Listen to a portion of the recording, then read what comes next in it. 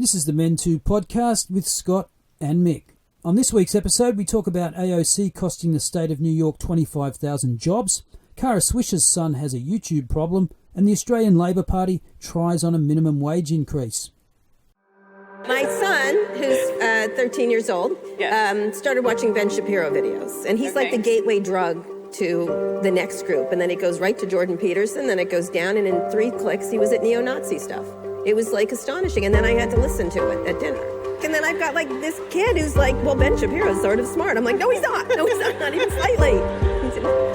He's clever, but he's an idiot. And anyway, it's just like, it's exhausting. But it has like a huge effect on them.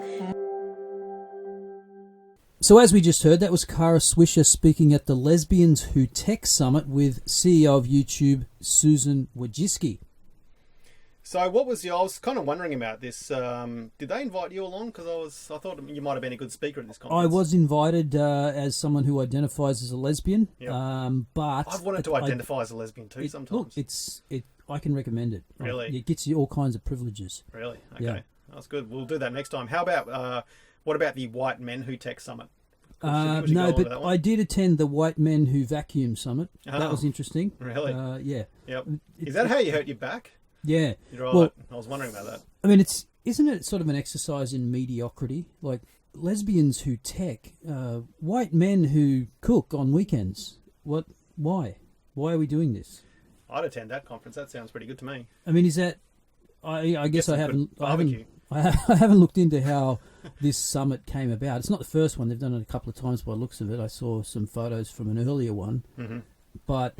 I'm assuming it wasn't kind of pajama parties and pillow fights and things like that. No, but it was, of course, there's always these women who do this, women who do that. I find this a really strange development. Like, it seems to me to be condescending. It's like, look, women can do a thing.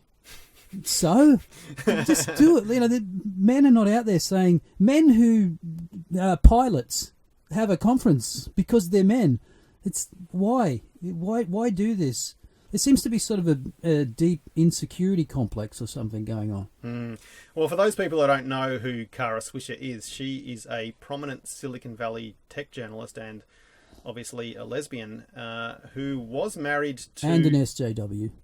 Well, clearly, I don't call her a journalist. She's an activist who covers Silicon Valley tech issues. And she was formerly married to Megan Smith, who was a VP at Google and also the CTO, the Chief Technical Officer of the USA under Barack Obama. Yeah.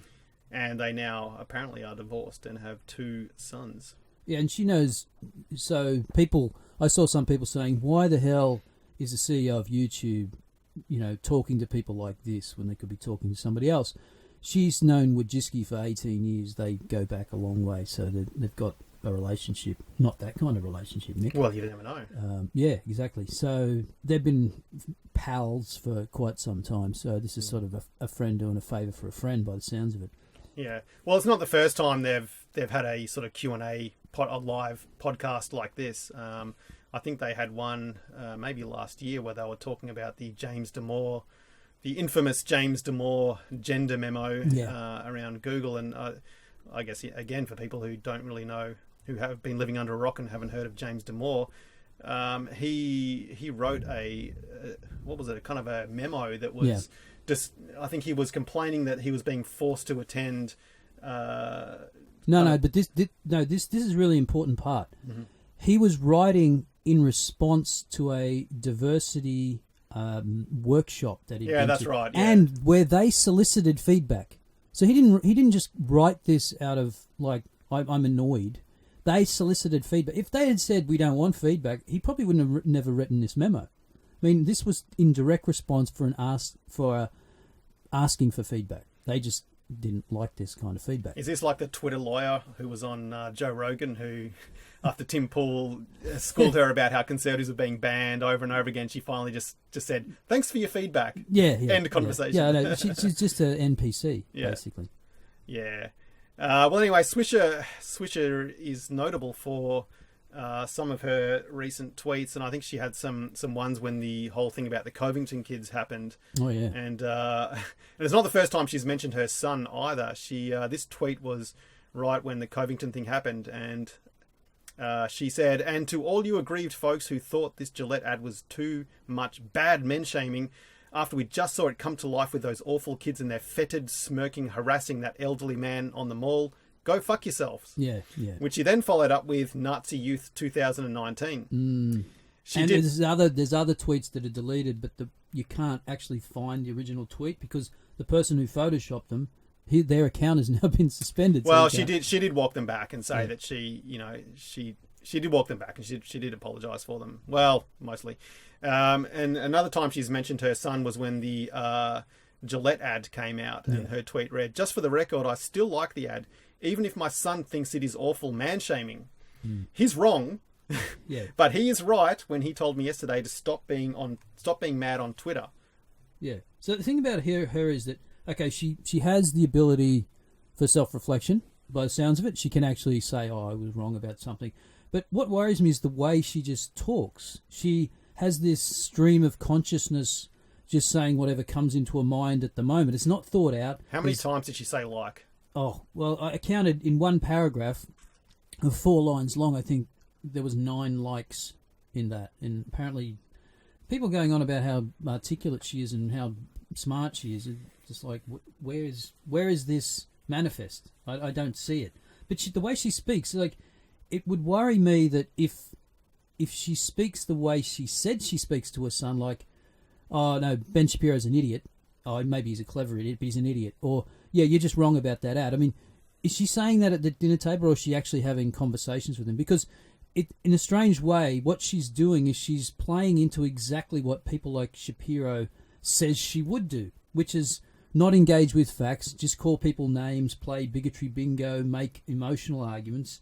And, I mean, if you want to convince your son not to watch Shapiro and Peterson, you're going to have to come armed with some facts and evidence, because that's what they do. Even though, I mean, of course, Shapiro and Peterson are obviously wrong about some things, but you're going to have to come up with some arguments, some evidence. Well, it sounds like she doesn't have those arguments. It sounds like her 13-year-old son actually has better critical thinking skills than she does. Yeah. If she can't convince a 13-year-old why he's wrong about something, and I mean, look, he may be just a stubborn kid. Yeah. And she may also be very stubborn. I mean, I know as a 13-year-old, it was... Oh, of course. You know, it's hard to take advice from your parents. But if he's going on YouTube and searching for these reasoned, logical thinkers who are men, it shows that he is being swayed by a logical argument. And it's great. I mean, of course, we don't know... As you said, she's married in, like, 2012 or something to some other tech person. They got divorced in 2017, so we don't know what kind of male role models this kid has in his life. Maybe he has some. Maybe he has, she's got great... We have no idea. But if this kid is looking for male role models, and I think it's great that he found Shapiro and Peterson. Absolutely. He's on the right track at 13 years old. He's doing much better than I was at 13 years old. Oh, absolutely. Well, we didn't have YouTube when we were 13. No. Probably things would have been a lot different for us if we did. Yeah. But... I think that, the thing that sort of grinded me about this whole thing was the fact that she's even talking about him. I mean, this is a 13-year-old kid. Yeah. And she's saying things about him like he's lost. Yeah, yeah. You know what? I just don't understand what kind of parent would expose their kid like that and shame them publicly. I mean, I can imagine that exact conversation happening in confidence.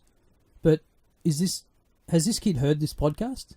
But you'd have to think that if he hasn't heard it, someone's going to tell him about it. Yeah, at school. Oh, did you hear what your mum said? Plus, people are making... So, I made a video about it. Dave Cullen, who runs Computing Forever, made a video about it. He gets way more views. I mean, his video got 50 or 60,000 views, probably more by now. So it's on YouTube, and I'm sure that Dave and I are not the only ones who talked about it. There's probably heaps more videos on YouTube about it. Ben Shapiro talked about it, so that's probably how her son saw it. Yeah. Well, I mean, it's kind of funny that the way that kids are rebelling these days is by being sort of conservative and following conservatives, when it used to be sort of they would get into heavy metal and paint their fingernails black and be goths. Goths. It's kind of well, I don't know what is it exactly. It's just it's a complete 180 from when we were kids, where being a rebel was kind of cool. Being conservative is not cool. Yeah. Here's the thing, though. I mean, Swisher was saying, sort of jokingly to Wojcicki, saying that, well, as soon as I saw that my son was watching Ben Shapiro and he was 3 clicks away from neo-Nazis. Yeah. I wanted to kill Susan Wojcicki. I mean, she was saying it jokingly. Of course, yeah. It was obviously jokingly. But, I mean, there is some truth to the fact that she was upset about it. Yeah. And here's the thing. I mean, what's her job as a parent? I mean, is it YouTube's job to teach her kid morals and values, or is it her job? I mean, it's just one of those things. I think the further along we go down the timeline, the more people want to shunt off responsibility for everything onto someone else, whether it's the government or whether it's schools or because everybody, and particularly women, you're supposed to have a career and stick your kid into daycare, and that's going to take care of them. Yeah. Well, I can tell you, I've spent quite a bit of time in Silicon Valley, and I've seen the way that kids are generally raised over there, and the parents are busy and they all work, and they have to because it's so bloody expensive to live there. I mean, it's one of the most expensive places in the world to live. Most of them have, full-time nannies, and they end up predominantly being the child raisers. And, I just think it's weird that, she only really heard about it at the dinner table. Yeah. Like, where was she? The kid's 13 years old. Why does he have free access to the internet? And she knows, surely before he started talking about the dinner table, she knows who Ben Shapiro is. You couldn't not. Of course she does. Right. Yeah. And how did she not think that, Ben Shapiro's very popular. He's got the most popular conservative show in the United States. That everybody posts their stuff on YouTube. How is your son not coming across this? Surely you know this. Back to your point about neo-Nazis, that he watches Ben Shapiro, then it's to Jordan Peterson, and three clicks, it's neo-Nazi stuff. I mean, what does she think neo-Nazi stuff is? I mean, does she think PewDiePie is neo-Nazi? I think it's anyone who votes for Trump, I think, is the general definition. Yeah, the deplorable. So, it's like, I don't think I've ever seen anything come up in my recommended feed, that was real white supremacist propaganda. I mean, I rarely get a recommendation for something like Stefan Molyneux, who is someone who will talk about, say, racial IQ, right?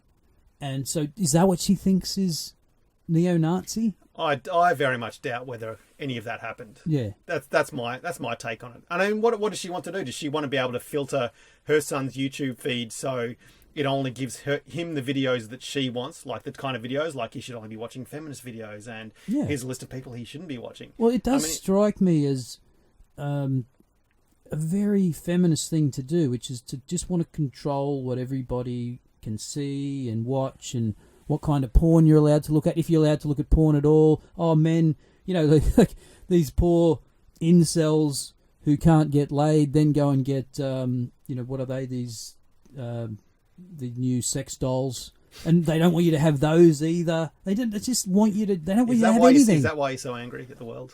It's just, but they just, they're nuts. I mean, it's almost like because they're upset and angry and not happy, they just want to make everybody else the same way. It's like the whole sex doll thing. I mean, you could do a podcast on that. It's like, isn't it? Do we need to have one in here while we're doing the podcast? Probably, yeah. And have it switched on so it's all warm inside and all the rest of it. But isn't that weird, though, that feminists are constantly complaining about the levels of sexual violence, domestic violence? It's like, okay, here's a guy, he's going to buy a robot, put it in his house, like he can do whatever he wants to it, and so he's not going to go out and act on, flesh and blood women. I mean, surely this is a good thing. No. You know why? Because he might enjoy himself. Yeah. Well, interestingly, through there, as that interview went on, the Susan Wojcicki mentioned that they were changing their recommendation engine, and I think one of her quotes was something along the lines of, "We just made a change to how we handle recommendations, where we have readers. The readers go through and we make sure they're representative from all parts of the US. And then we publish the guidelines, and those readers then identify a set of videos that they think." The way she talks is just, she's not a good speaker. Well, this is the problem. If you're a YouTuber, you know this problem, which is the vague language YouTubers always use. Well, she can't even explain it. And she says something about that there's 1% of these recommended videos that brush up against the community guidelines. Yeah. And then she says, so what we do is we identify this with a set of them with humans. I don't even know what that means.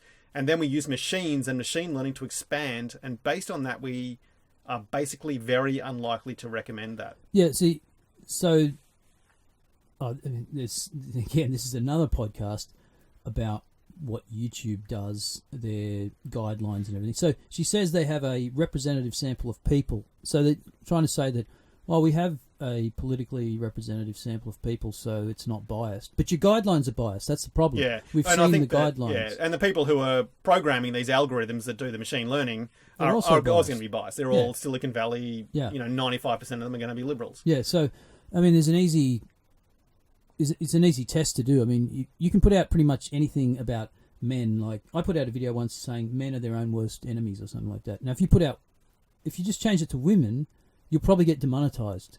And it might get reviewed and you might get remonetized, but it'll get flagged immediately as problematic. There's a political bias. There's definitely a gender bias with YouTube videos. It's like you said, she doesn't even explain it well because she says brush up against the community guidelines. So they're not actually breaching the community guidelines. So leave them alone. But with the recommendations thing, I don't know if this is happening to me, but my my view counts have just fallen like a stone. Now, it could be I'm putting out topics that people aren't interested in, they don't care. I don't know. It could be that people are all caught up with other issues. Well, what percentage are we talking about here?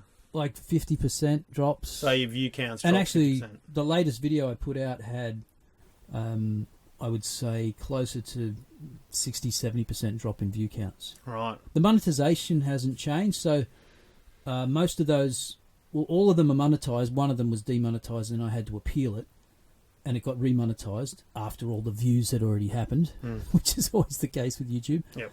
But that hasn't changed. But yeah, I don't know if it's because I'm not being recommended. I mean, still, I had someone show up yesterday in my comments section who said, "Oh, you're back," meaning you're back making videos. Yeah. I've actually been back for 6 months and 3 months sort of regular videos. And people say, "Oh, you're back." It's like, you called me up and said, "Oh, my videos have dropped by 50%." Yeah. And I said, "Well, it's probably because they've changed the recommendation engine." And I think even you've mentioned to me before that most of your videos aren't watched by your own subscribers. They're mostly watched from people who aren't subscribed to your channel. Yeah, that's the case. Especially the ones that get the most views, which makes sense, right? Because it sort of goes semi-viral or whatever, and it's mostly people who aren't subscribed to you. And if you've got a video that's got 1 million views and you've got 100,000 subscribers, well, obviously the people watching it aren't your subscribers. Or they've unsubscribed after watching the video.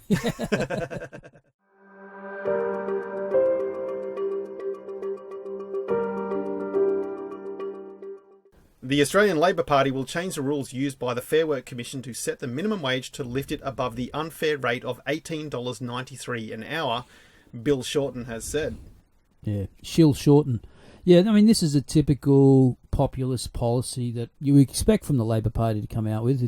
It's for the economically illiterate out there. You know, they think, oh, they're going to give me more money. That's awesome. I love more money. It sounds great. Of course, what they don't say is they're going to make it harder for businesses to make money and stay in business and give you that job that you have. No. You see, you got it all wrong. It's these businesses they have lots of money, and they're just hoarding it all away and just screwing over the workers. Yeah. I mean, but again, you know, if you say, okay, well, what they're arguing for is a almost 11% pay rise over 2 years in 2 installments. I think 6% this year and then the remainder the year after. Now, well, if you can do this, if you can just raise people's standards of living and give them better lives by giving them pay rises for nothing, then why not increase their wages 100%? Why not just double their wages? Surely that would help them out. I'd vote for you. And of course the obvious answer is, well, if you did that, then businesses would go out of business, and now you don't have a job. Yeah, no, it's exactly what. And we've seen this, you know, over history.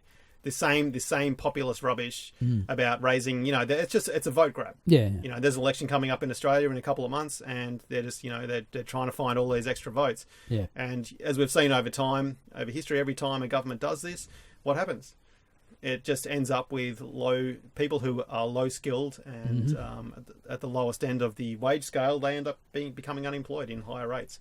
Happened in the 50s in the US. The minimum wage was raised from 75 cents to $1, and the unemployment rate of African-American teenagers shot up from 8% to something like 20 or 25%. Let me go back before that. So, I mean, let's do a little bit of history on that, because Thomas Sowell, the conservative... I like Thomas. I love him. Tommy He's S. fantastic. Now, he put together this sort of timeline. So, FDR, as part of the National Recovery Act, established a federal minimum wage of 25 cents an hour in 1933. The Supreme Court ruled it unconstitutional, threw it out in 1935. Good on the Supreme Court. But then they wrote it into law in 1938. It was still 25 cents an hour. Was this part of the New Deal? Well, yeah, the National Recovery Act, which was part of the New Deal, Right. that got thrown out of the Supreme Court. Then 1938, they wrote it into law. It's still 25 cents an hour, and you think, well, that... But you remember the Great Depression happened in 1937. There was another really deep, nasty recession, on a scale of probably worse than the financial crisis we had a decade ago. And so wages hadn't gone anywhere, so they bring it back in at 25 cents. Then by 1941, they raise it to 40 cents an hour. Now, of course, in the intervening years, they don't raise it again until 1949. But what happens in the intervening years? The war, the economy booms because you have, the build-up to the war. So by 1949, the minimum wage is still 40 cents, and black youth unemployment is lower than white youth unemployment. In 1949, they raise it from 40 cents to 75 cents. Because, and now his point is that the minimum wage had been rendered obsolete because the natural growth in the economy, the demand for wages had gone through the roof, and so employers had to pay people more. So the minimum wage was just rendered completely ineffective. It wasn't paying anyone. Everyone was getting more than the minimum wage anyway. So how do you put people out of work? Well, raise the minimum wage up. Yeah. So what you're saying is that booming economy plus competition for jobs actually increases wages. Yeah. Without government intervention. Amazing, isn't it? Gosh. Market forces at work. Yeah, that's a surprise. Well, I mean, there's been other ones. There was in this 1968, the minimum wage in the US was raised from $1.25 to $1.60 an hour. Again, you just saw rates of unemployment increase in the lower skilled sections of the communities.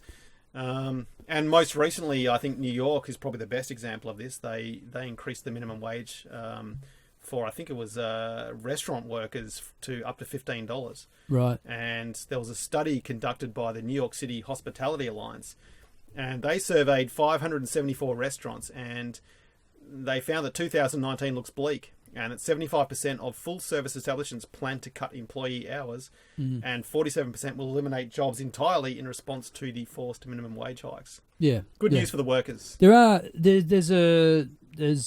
the example of Seattle, where they raised it to $15 an hour. I think they were the first city to do so in the United States, and they claim that it hasn't resulted in higher unemployment. Now, I've seen articles arguing both sides of that. I think in reality, if you're in a good economy already, like the US has been, say, for the last few years, and you do raise the minimum wage, it probably won't be much effect, right? But it's going to, when times get tough, and the New York City restaurant scene is notoriously bad because there's so much competition. I mean, they go out of business left, right, and centre. But you're going to see...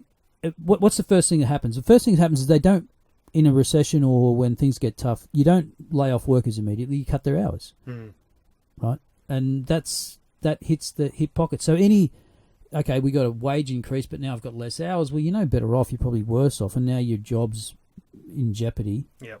So, I mean, here's a little thought experiment that I cooked up. So, what they're trying to do in Australia is the minimum wage is currently $720 a week, which is about $37,400 a year, and you would pay about $3,700 in tax on that. They want to increase that by 11%, which would come up to $852 a week, $44,300 a year, and the tax on that's about $5,950. It's almost $6,000.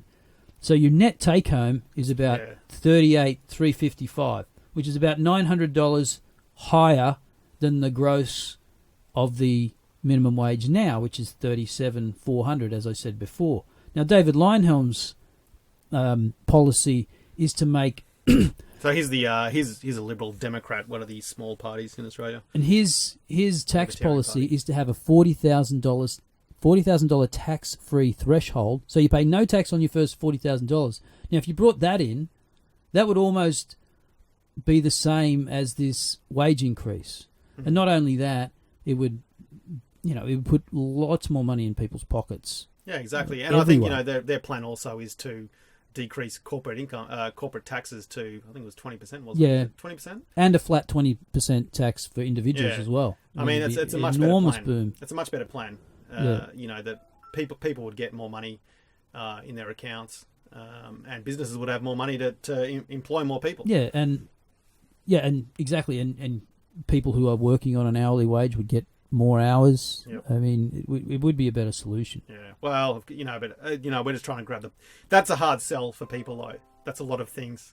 That's a lot of things to try and sell people, and they're just going for the easiest option at the moment, which is just, you will get more money from us. Yeah. And they're trying to grab votes. Look at us. We're giving you free money. Coming back to Seattle, Amazon, who are based in Seattle, they recently went to $15 an hour. In the same breath, they removed a lot of holiday bonuses, which wasn't widely reported. So people were claiming how great Amazon was at having this living wage or whatever you want to call it. And at the same time, they then lobbied the US government to make this law for all companies. Now, what do you think is going to happen if it's mandated law across the entire US that people have to pay $15 an hour? It's going to put small businesses out of business. Yeah. And it's going to make Amazon an even bigger monopoly. So it's they can afford it. They rake in billions of dollars. Yeah. But all it's doing is helping them create their own monopoly. Yep. And the other thing that's not talked about is actually the Australian Labor Party used to talk about something called the ladder of opportunity.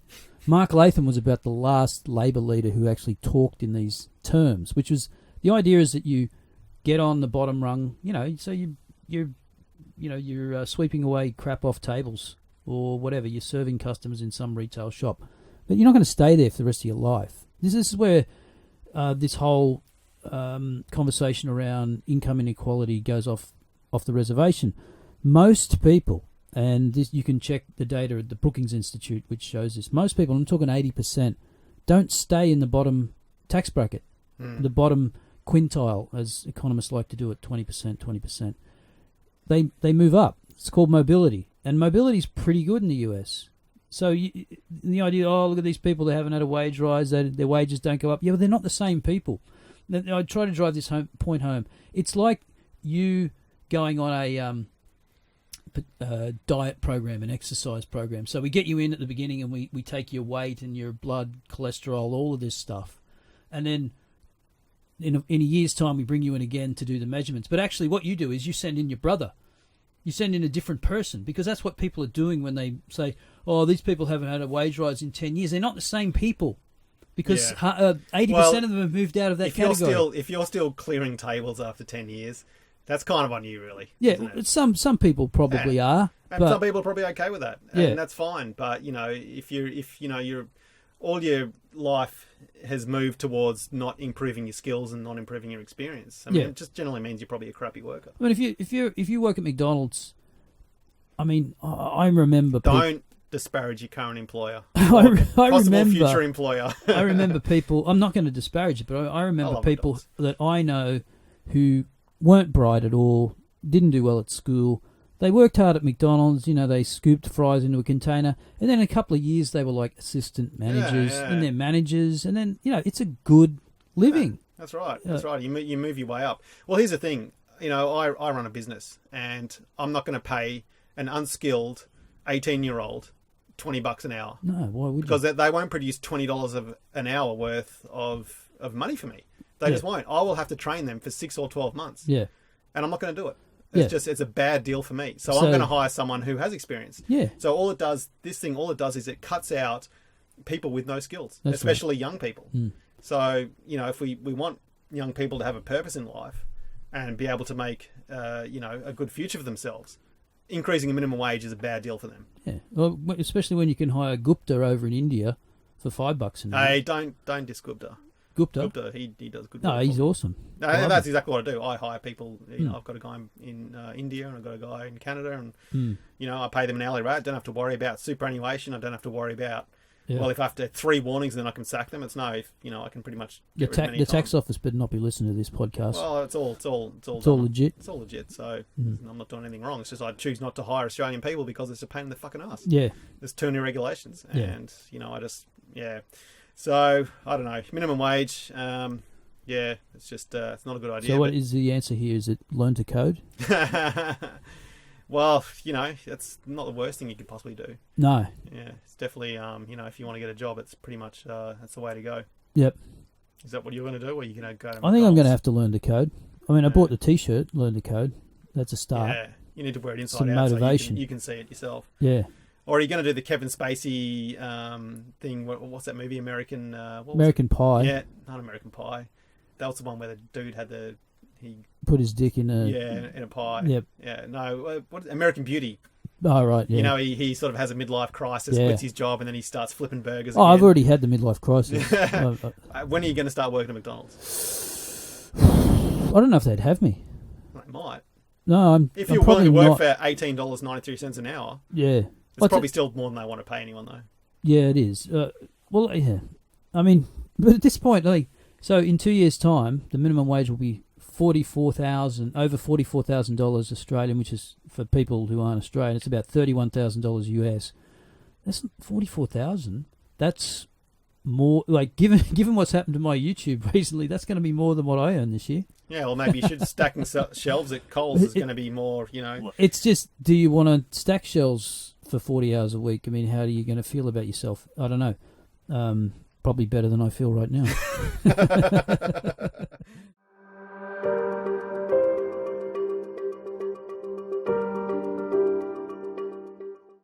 From Reuters.com, Virginia officials approve $51 million financial package for new Amazon headquarters. The company plans to invest approximately $2.5 billion in its Arlington HQ2 project. It expects to create more than 25,000 jobs and generate more than $3 billion in tax revenue. What do we make of this, Mick? Well, I mean, this is the deal that AOC helped scupper. So, yay, socialism. A little bit of egg on face. Just a bit. You know, New York already had a massive budget deficit shortfall. I mean, they had, this year was about $2.3 billion. So that money would have been actually put New York in surplus. And, well, Governor Andrew Cuomo, instead of blaming AOC, who led the whole thing, is trying to blame it on Trump. His administration's tax reforms, which on the flip side have taxed the rich and may be encouraging wealthy residents to leave. Oh, yeah. How dare they tax the rich? So interestingly, the reason the tax rules have actually changed under Trump, and it stopped the rich from writing off their state taxes against their federal taxes to just $10,000. And New York's obviously has one of the highest state taxes in the country. So what's happened is that a lot of New Yorkers are just leaving. Rich New Yorkers are leaving the state. Ta-ta. And that's obviously affected the budget and the tax revenues. And but here's the thing: in 2017, before the 10K write-off wasn't in effect, New York actually had a budget deficit of $4.4 billion. Yeah. So it's really just another case of government spending way too much money. Well, New York's had sort of checkered history, hasn't it? In the 70s, it was bankrupt. The city was actually bankrupt. It was a shitty place. And then through the 80s, remember, New York was the crime capital when crime peaked in the late 80s. Yep. And then there was a kind of renaissance, and people, it depends what part of the political spectrum you're on, but they want to say that it was who was he? The Giuliani cleaned up crime, all the rest of it, blah blah blah. Who knows? Who's now Trump's personal lawyer? So New York's had this history of economic ups and downs, but AOC, I mean, she was this populist uprising. I mean, what strikes me as odd is the kind of protests against it, like, Amazon is basically slave labor.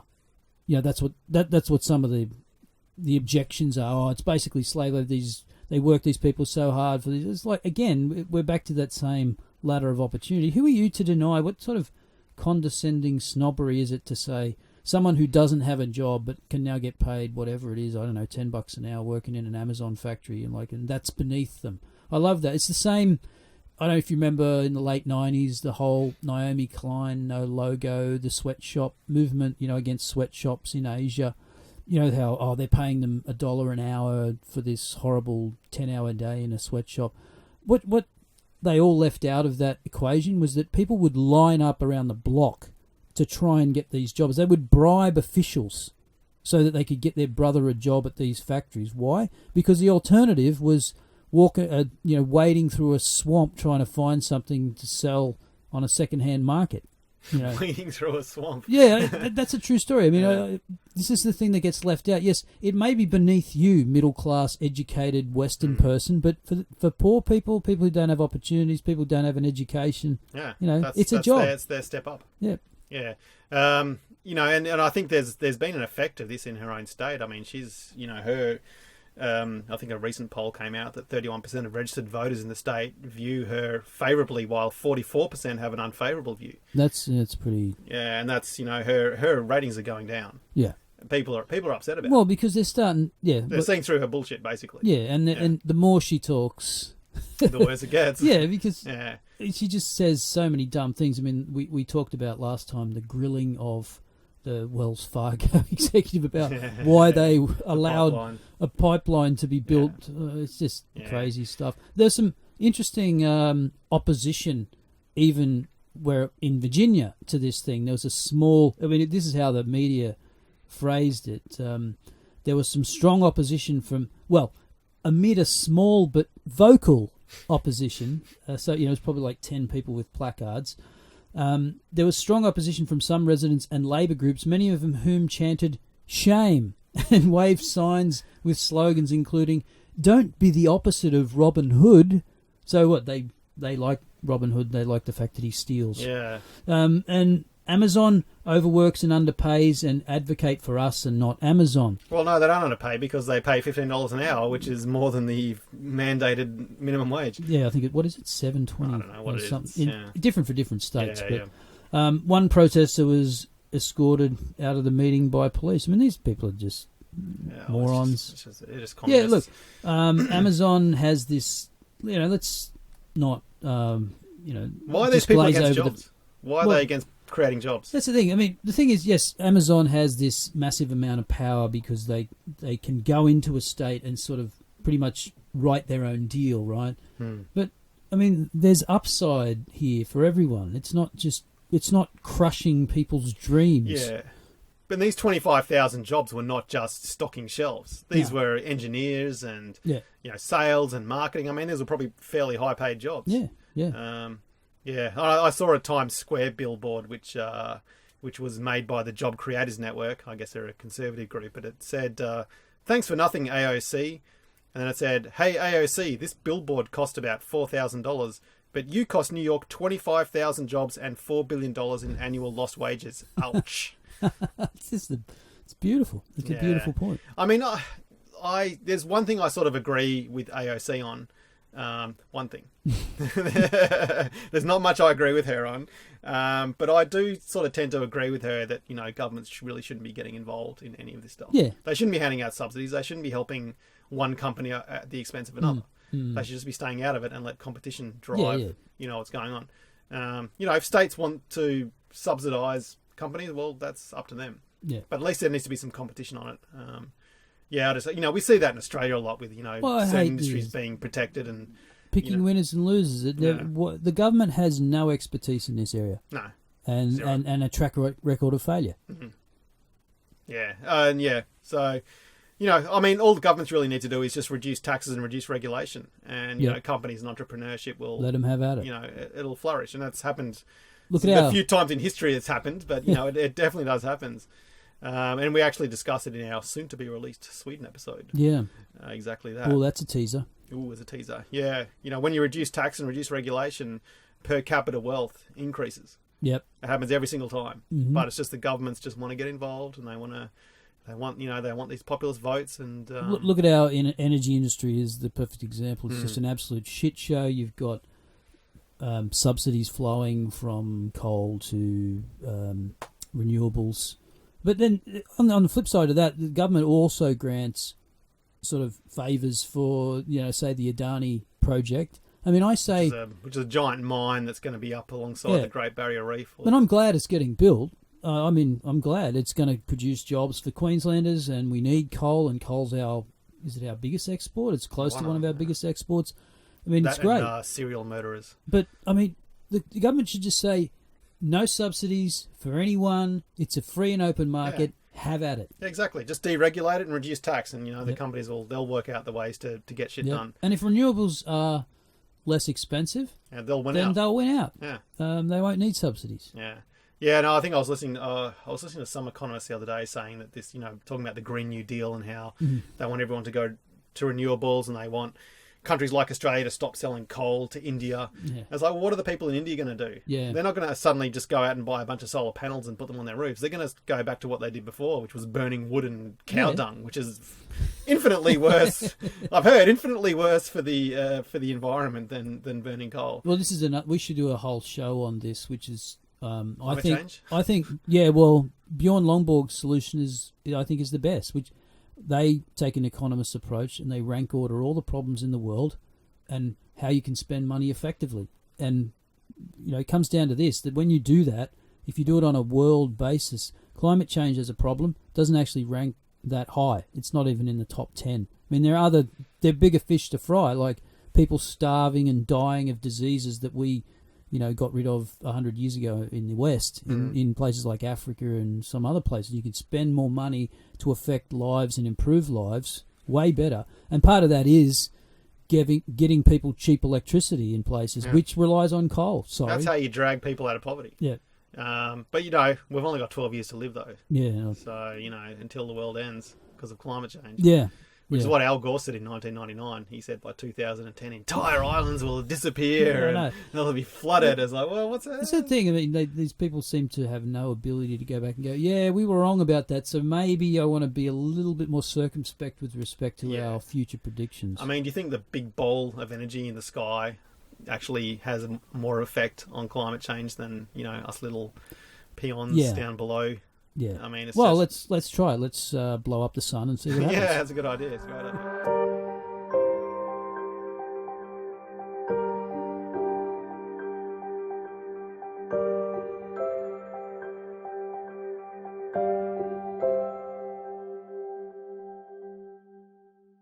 Remember, you can subscribe to us on iTunes, Spotify, SoundCloud, Podbean, and Castbox. And if you like what we do, please leave us a review, as it helps to spread the word.